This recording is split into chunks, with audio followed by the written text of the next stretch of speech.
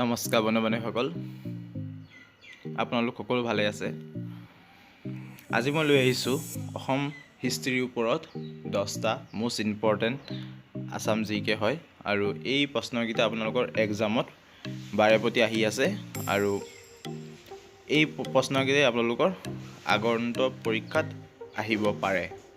আৰু আপোনালোকে যদি এটা ৰিকুৱেষ্ট আপোনালোকলৈ, যদি আপোনালোকে যদি এতিয়ালৈকে যদি মোৰ চেনেলটো ছাবস্ক্ৰাইব কৰা নাই, ছাবস্ক্ৰাইব কৰি লওক আৰু কাষতে থকা বেল আইকনটো প্ৰেছ কৰি দিয়ক। এনেকুৱা ধৰণৰ সুন্দৰ সুন্দৰ প্ৰশ্ন উত্তৰ পাবৰ কাৰণে আপোনালোকে বেল আইকনটো প্ৰেছ কৰি দিয়ক। আৰু আপোনালোকে যদি ইণ্ডিয়ান আৰ্মিৰ কাৰণে প্ৰিপেৰেশ্যন কৰি আছে, তলৰ ডিছক্ৰিপশ্যনত ইণ্ডিয়ান আৰ্মিৰ ভিডিঅ' লিংক দিয়া থাকিব, আপোনালোকে তাৰ পৰা গৈ চাব পাৰিব। আহক বন্ধুসকল, পলম নকৰি ভিডিঅ'টো আৰম্ভ কৰোঁ। আজি ফাৰ্ষ্ট কুৱেশ্যনটো হৈছে যে প্ৰশ্ন হ'ল গড়গাঁৱৰ পৰা ৰংপুৰলৈ ৰাজধানী কোনে তুলি নিছিল? প্ৰশ্নটো কি কৈছে যে গড়গাঁৱৰ পৰা ৰংপুৰলৈ ৰাজধানী কোনে তুলি নিছিল? ইয়াত আপোনালোকৰ 4টা অপশ্যন দেখিছে: শিৱসিংহ, ৰুদ্ৰসিংহ, গদাধৰ সিংহ, চুকাফা। এতিয়া আপোনাৰ প্ৰশ্ন কি কৈছে? গড়গাঁৱৰ পৰা ৰংপুৰলৈ ৰাজধানী কোনে তুলি নিছিল? ৰুদ্ৰসিংহই। কাৰেক্ট এনচাৰটো হ'ল ৰুদ্ৰসিংহ।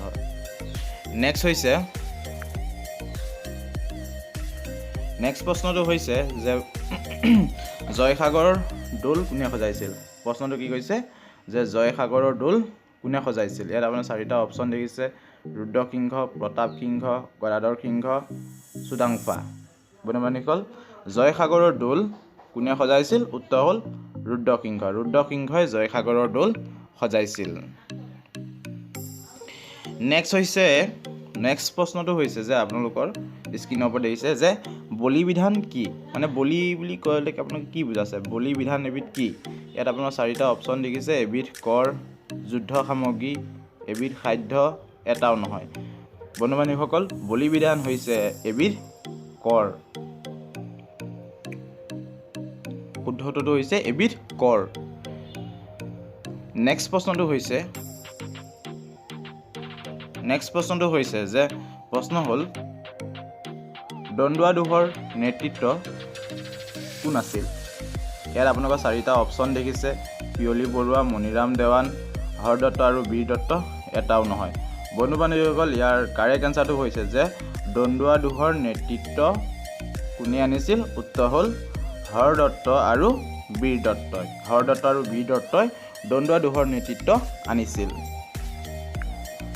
নেক্সট প্ৰশ্ন হ'ল মেঘদূত কোনে লিখিছিল? মেঘদূত কোনে লিখিছিল? 4টা অপশ্যন: কৌটিল্য, কালিদাসে, বাৰাহমিহে আৰু কলহনে। বন্ধু-বান্ধৱীসকল, মেঘদূত লিখিছিল কালিদাসে। কোনে লিখিছিল? কালিদাসে লিখিছিল। বহুত বন্ধু-বান্ধৱীয়ে ভুল কৰে যে কৌটিল্য লিখে, কিন্তু কৌটিল্য নহয়, কালিদাস আপোনালোকৰ। নেক্সট প্ৰশ্নটো হৈছে নেক্সট প্ৰশ্নটো হৈছে যে দেখিছে আপোনালোকে প্ৰশ্ন হৈছে যে হৰপ্ৰপাত খনন কাৰ্য চলাইছিল। হৰপ্ৰপাত খনন কাৰ্য কোনে চলাইছিল? 4টা অপশ্যন দেখিছে: D Sahani, D কোচাম্বী, R D Banerjee, মাছাল। আৰু বন্ধু-বান্ধৱীসকল, হৰপ্ৰপাত খনন কাৰ্য চলাইছিল ডি চাহানীয়ে। ডি চাহানীয়ে হৰপ্ৰপাত খনন কাৰ্য চলাইছিল। নেক্সট প্ৰশ্ন হৈছে যে জাতিভেদ প্ৰথা ভিত্তি আছিল। প্ৰশ্নটো কি কৈছে? জাতিভেদ প্ৰথা ভিত্তি আছিল জন্ম, ধৰ্ম, বিশ্বাস, কৰ্ম। আৰু বন্ধু-বান্ধৱীসকল, আপোনালোকৰ কাৰেক্ট এনচাৰটো হৈছে কৰ্ম। জাতিভেদ প্ৰথা ভিত্তি আছিল কৰ্ম আছিল। নেক্সট প্ৰশ্ন হ'ল যে ফৰাচী বিপ্লৱ কেতিয়া হৈছিল?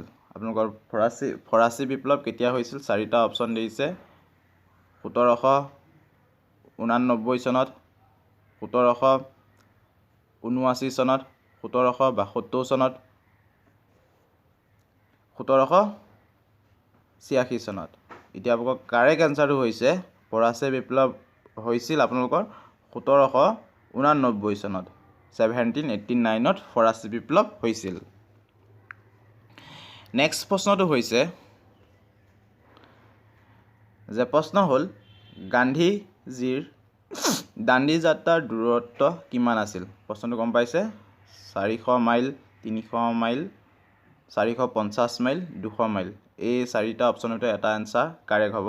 আৰু এই আনচাৰটো আপোনালোকে জানেনে যে প্ৰশ্ন হৈছিল যে গান্ধীজীৰ দাণ্ডি যাত্ৰাৰ দূৰত্ব কিমান আছিল? উত্তৰ হ'ল 200 মাইল। 200 মাইল দূৰত্ব আছিল। আৰু দাণ্ডি যাত্ৰা কিহৰ কাৰণে হৈছিল? আপোনালোকৰ নিমখৰ কাৰণে হৈছিল। বুজি পাইছে নহয়? নিমখৰ। নেক্সট প্ৰশ্নটো হৈছে যে আজি ভিডিঅ' অন্তিম কুৱেশ্যনটো হৈছে যে প্ৰশ্ন হ'ল ইজৰাইল স্বাধীন হৈছিল। ইজৰাইল কিমান চনত স্বাধীন হৈছিল? বা ইজৰাইল কেতিয়া স্বাধীন হৈছিল? এতিয়া আকৌ চাৰিটা অপশ্যন দেখিছে: 1948, 1950, 1947, 1945। এই চাৰিটা অপশ্যনৰ ভিতৰত শুদ্ধ উত্তৰটো হৈছে যে প্ৰশ্ন হৈছিল যে ইজৰাইল স্বাধীন হৈছিল 1948 চনত। 1948 চনত ইজৰাইল স্বাধীন হৈছিল। কাৰেক্ট এনচাৰটো এইটো। আৰু বন্ধু বান্ধৱীসকল, আজিলৈ ইমানেই। যদি ভিডিঅ'টো চাই ভাল পাইছে, লাইক কৰক, শ্বেয়াৰ কৰক, কমেণ্ট কৰক বন্ধু বান্ধৱীসকললৈ। আৰু মোৰ চেনেলটোলৈ যদি আপুনি নতুনকৈ চাইছে, ছাবস্ক্ৰাইব কৰি লওক। কাষতে থকা বেল আইকনটো প্ৰেছ কৰি দিয়ক। আজিলৈ ইমানেই বন্ধু বান্ধৱীসকল। নতুন এটা ভিডিঅ'ৰে লগ পোৱা প্ৰতিশ্ৰুতিৰে আজিলৈ বাই।